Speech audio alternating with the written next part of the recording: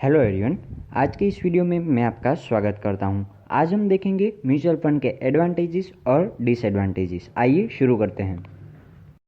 पर उससे पहले मेरी चैनल को लाइक कीजिए, शेयर कीजिए और कमेंट कीजिए और सब्सक्राइब करना ना भूलिए। आइए शुरू करते हैं। हम यहाँ पर देख सकते हैं कि एडवांटेजेस बहुत सारे हैं म्यूचुअल फंड के। आइए हम एक एक करके समझते हैं। सबसे पहला है टैक्स बेनिफिट।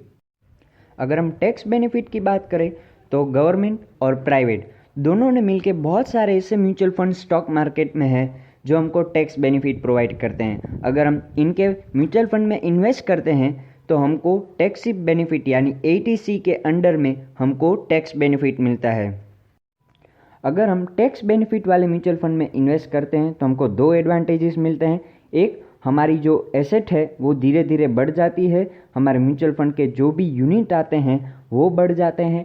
और दूसरा, हमको इनकम टैक्स में बेनिफिट मिलता है। तो सबसे पहला बेनिफिट इन टैक्सेस। अब जो दूसरा बेनिफिट म्यूचुअल फंड में इन्वेस्ट करने को मिलता है वो है डाइवर्सिफिकेशन। आइए देखते हैं कैसे। अगर हम एफडी में इन्वेस्ट करते हैं तो हमारा पैसा जो है सिर्फ एक बैंक में रहता है और हमको सिर्फ फिक्स्ड रिटर्न मिलता है।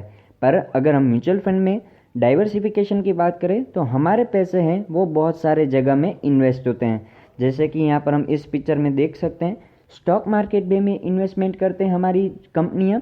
फिर गवर्नमेंट के बॉन्ड्स भी परचेस करती है ताकि उनको रेगुलर इनकम भी मिलती रहे। और तीसरा, वो अपने पास थोड़ी सी लिक्विडिटी रखती है ताकि उनके डेली एक्सपेंसेस भी चलते रहे। और चौथा जो है वो अपने पास रियल एस्टेट में या अपने एक्सपांशन में यूज़ करती है ताकि हमने पैसे जो इन्वेस्ट किए हैं और उन्होंने भी जो इन्वेस्ट किए हैं दोनों को बेनिफिट हो। तो दूसरा एडवांटेज म्यूचुअल फंड का कि हमको डाइवर्सिफिकेशन मिलता है। अब हम देखेंगे तीसरा एडवांटेज म्यूचुअल फंड में इन्वेस्ट करने का, जो है सेफ्टी एंड सिस्टमेटिक इन्वेस्टमेंट। आइए देखते हैं कैसे। अगर हम तीसरे एडवांटेज की बात करें तो म्यूचुअल फंड में इन्वेस्ट करने के लिए हमको कोई बड़ी प्रोसीजर फॉलो नहीं करनी पड़ती है, वो इजी होता है। कोई भी इंसान 18 साल के ऊपर इन्वेस्ट कर सकता है। तो तीसरा एडवांटेज है कि वो बहुत ही ईजी है और कोई भी इंसान आराम से इन्वेस्ट कर सकता है। अब हम बढ़ते हैं डिसएडवांटेज की तरफ। आइए देखते हैं। सबसे पहला डिसएडवांटेज है कि यहाँ पर कोई गारंटी नहीं होती है। जैसे कि हमारे पास फिक्स डिपॉजिट में गारंटी होती है कि हमको एक पीरियड के बाद हमको रेट ऑफ इंटरेस्ट भी मिलता है, पर म्यूचुअल फंड्स में ऐसी कोई स्कीम नहीं है कि आपको एक पीरियड के बाद रेट ऑफ इंटरेस्ट मिलता है। ये पूरा आपका पैसा मार्केट के ऊपर निर्भर करता है। अगर मार्केट फ्लक्चुएट होता रहता है हमेशा, और अगर मार्केट ऊपर आए तो हमारा पैसा भी ग्रो करेगा। अगर मार्केट फ्लक्चुएट होकर डाउन आए, जैसे कि अभी रिसेशन पीरियड चल रहा है, कोरोना जैसी सिचुएशन चल रही है, तो हमारा पैसा थोड़ा सा डीएक्टिवेट भी होगा, कम भी होगा। अगर हम दूसरे डिसएडवांटेज की बात करें तो वो है डिले इन प्रोसेस। जी हाँ दोस्तों, ये बड़ा डिसएडवांटेज है। अगर हमको पैसे निकालने हैं म्यूचुअल फंड में से तो हमको 3 से 4 दिन पहले हमको वो प्रोसीजर शुरू करना होता है। उनके रूल्स एंड रेगुलेशंस होते हैं, वो हमको फॉलो करने होते हैं और उसके बाद हमको पैसा मिलता है। पर अगर हम एफडी में बात करें तो हमको 1 घंटे में सारा पैसा मिल जाता है विथ रेट ऑफ इंटरेस्ट। अब जो तीसरा डिसएडवांटेज है वो है लॉक इन पीरियड।